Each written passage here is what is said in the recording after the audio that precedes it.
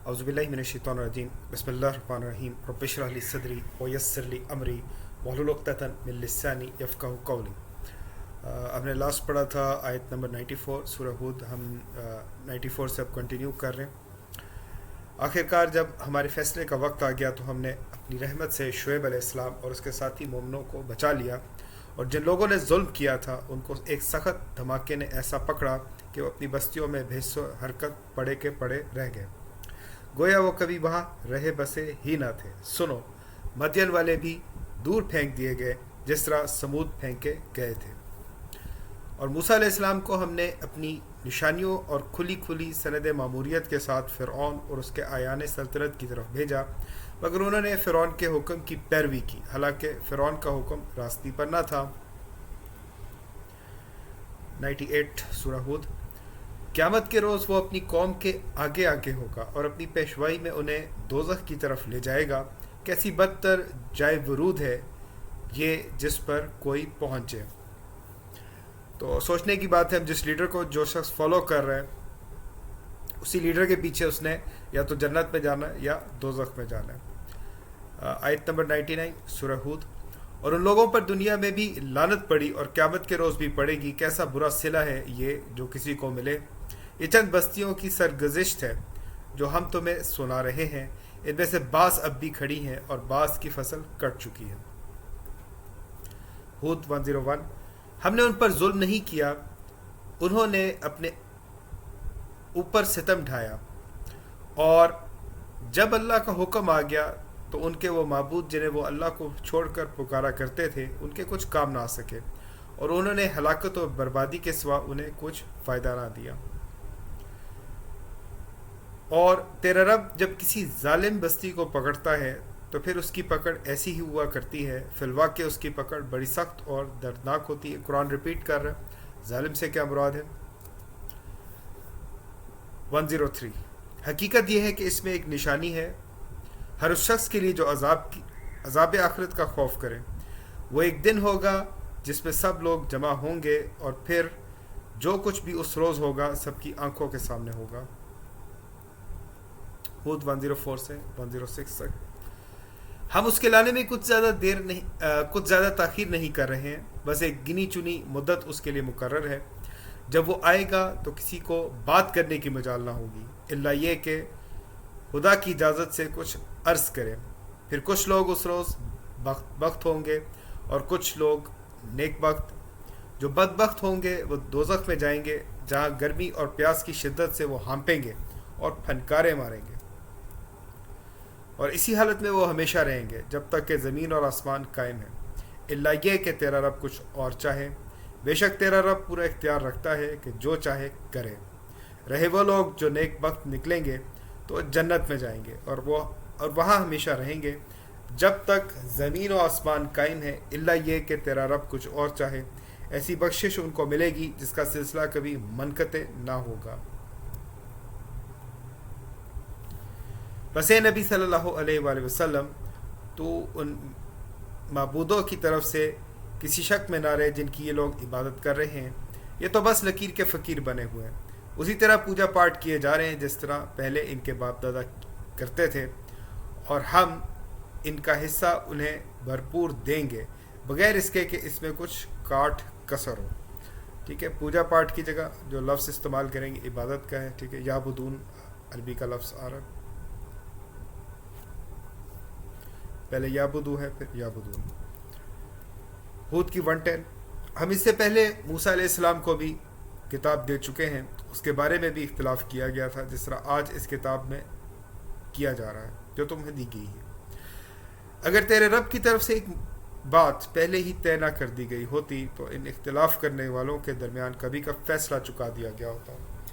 ये वाक़या है कि ये लोग उसकी तरफ से शक और खलजान में पड़े हुए हैं, और ये भी वाक़या है कि तेरा रब उन्हें उनके आमाल का पूरा पूरा बदला देकर रहेगा। यकीनन वो उनकी सब हरकतों से बाखबर है। हूद 112। बस ए मोहम्मद सल्लल्लाहु अलैहि वसल्लम, तुम और तुम्हारे वो साथी जो कुफ्र व बगावत से ईमान व इताअत की तरफ पलट आए हैं, ठीक ठीक राह रास्त पर साबित कदम रहो जैसा कि तुम्हें हुक्म दिया गया है, और بندگی کی حد سے تجاوز نہ کرو. جو کچھ تم کر رہے ہو اس پر تمہارا رب نگاہ رکھتا ہے. ٹھیک ہے. حدیث پاک ہے کہ حضور صلی اللہ علیہ وسلم کے بال سفید ہو گئے اس آیت کے نازل ہونے کے بعد. آیت بہت سخت ہے اور اس پہ حکم ہو رہا ہے کہ آپ نے قرآن کی آیتوں کو نہیں چھوڑنا. ہود کی 113 ان ظالموں کی طرف ذرا نہ جھکنا ورنہ جہنم کی لپیٹ میں آ جاؤ گے اور تمہیں کوئی ایسا ولی و سرپرست نہ ملے گا جو خدا سے تمہیں بچا سکے اور کہیں سے تم کو مدد نہ پہنچے گی. اور دیکھو نماز قائم کرو دن کے دونوں سروں پر اور کچھ رات گزرنے پر در حقیقت نیکیاں برائیوں کو دور کر دیتی ہیں. یہ ایک یاد دہانی ہے ان لوگوں کے لیے جو خدا کو یاد کرنے والے ہیں. اور صبر کر اللہ نیکی کرنے والوں کا اجر کبھی ضائع نہیں کرتا. صبر کو سمجھے. صبر سے مراد یہ ہے کہ آپ قرآن کی آیتوں کو نہیں چھوڑ رہے اس پہ صبر کر رہے ہیں. ٹھیک ہے. آپ قرآن کی آیتوں کو نہیں چھوڑیں گے اس پر آپ صبر کر رہے ہیں. صبر یہ نہیں ہے کہ آپ کا کوئی کام لیٹ ہو گیا. صبر سے مراد یہ ہے کہ آپ نے قرآن کی آیتوں کو نہیں چھوڑنا اس پہ صبر کرنا. 116 پھر کیوں نہ ان قوموں میں جو تم سے پہلے گزر چکی ہیں ایسے اہل خیر موجود رہے جو لوگوں کو زمین میں فساد برپا کرنے سے روکتے. ایسے لوگ نکلے بھی تو بہت کم جن کو ہم نے ان قوموں میں سے بچا لیا ورنہ ظالم لوگ تو انہی مزوں کے پیچھے پڑے رہے جن کے سامان انہیں فراوانی کے ساتھ دیے گئے تھے اور وہ مجرم بن کر رہے. تیرا رب ایسا نہیں ہے کہ بستیوں کو ناحق تباہ کر دے حالانکہ ان کے باشندے اصلاح کرنے والے ہوں. تھوڑا سا انالیسس کر لیں کہ پاکستان میں 2005 میں زلزلہ آیا. 2002 کے بعد دھماکے ہوتے رہے. 2001 میں ڈینگی شروع ہوا. ڈینگی اب بھی چل رہا ہے. ٹھیک ہے. 2019 میں کورونا آ گیا. ٹھیک ہے. اور 2022 میں جو ہے آدھے سے زیادہ پاکستان جو ہے وہ ڈوب گیا پانی میں. ٹھیک ہے. تو اللہ تعالیٰ سزا کیوں دے رہے سوچنے والی بات ہے. قرآن کی آیت کیا کہہ رہی ہے. آپ نے کتاب کو نہیں چھوڑنا. آپ نے شرک نہیں کرنا. 118 سورہ ہود بے شک تیرا رب اگر چاہتا تو تمام انسانوں کو ایک گروہ بنا سکتا تھا مگر اب وہ مختلف طریقوں ہی پر چلتے رہیں گے. ہود 119 اور بے راہ رویوں سے صرف وہ لوگ بچیں گے جن پر تیرے رب کی رحمت ہے. اسی آزادی انتخاب و اختیار کے لیے ہی تو اس نے انہیں پیدا کیا تھا اور تیرے رب کی وہ بات پوری ہو گئی جو اس نے کہی تھی کہ میں جہنم کو جن اور انسان سب سے بھر دوں گا. سورہ ہود 120 اور اے محمد صلی اللہ علیہ وآلہ وسلم یہ پیغمبروں کے قصے جو ہم تمہیں سناتے ہیں یہ وہ چیزیں ہیں جن کے ذریعے سے ہم تمہارے دل کو مضبوط کرتے ہیں. ان کے اندر تم کو حقیقت کا علم ملا اور ایمان لانے والوں کو نصیحت اور بیداری نصیب ہوئی. رہے وہ لوگ جو ایمان نہیں لاتے تو ان سے کہہ دو کہ تم اپنے طریقے پر کام کرتے رہو اور ہم اپنے طریقے پر کیے جاتے ہیں. ہود 122 انجام کار کا تم بھی انتظار کرو اور ہم بھی منتظر ہیں. 123 آسمانوں اور زمین میں جو کچھ چھپا ہوا ہے سب اللہ کے قبضہ قدرت میں ہے اور سارا معاملہ اسی کی طرف رجوع کیا جاتا ہے. بس اے نبی صلی اللہ علیہ وآلہ وسلم تو اس کی بندگی کر اور اسی پر بھروسہ رکھ. ٹھیک ہے. بہتر ترجمہ کریں گے تو اس کی عبادت کر اور اسی پر بھروسہ رکھ. جو کچھ تم لوگ کر رہے ہو تیرا رب اس سے بے خبر نہیں ہے.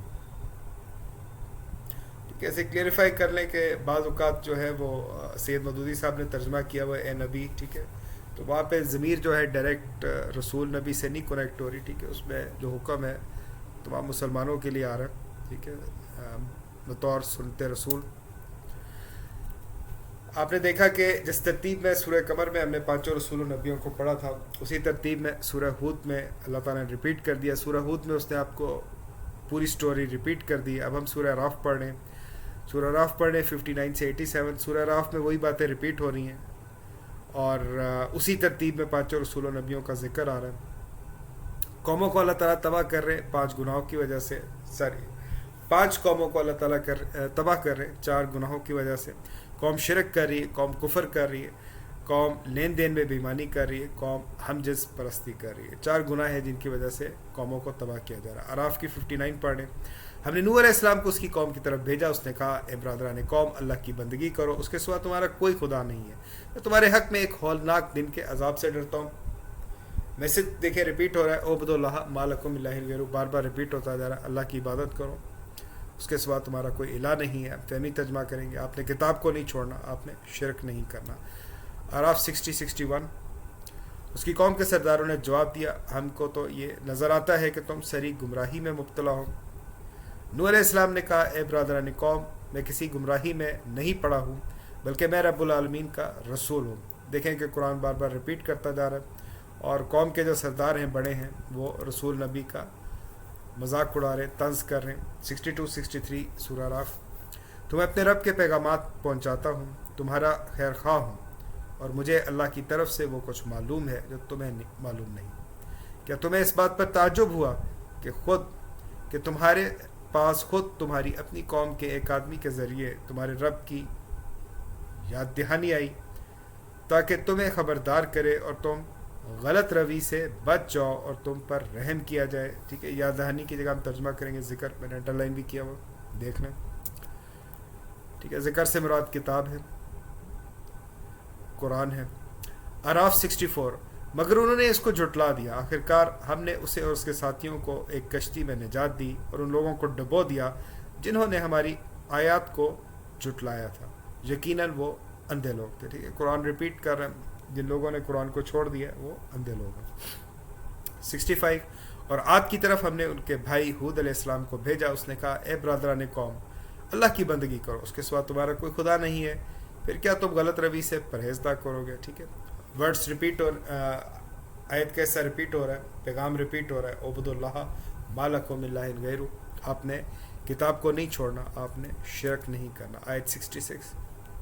اس کی قوم کے سرداروں نے جو اس کی بات ماننے سے انکار کر رہے تھے جواب میں کہا، ہم تو تمہیں بے عقلی میں مبتلا سمجھتے ہیں اور ہمیں گمان ہے کہ تم جھوٹے ہو۔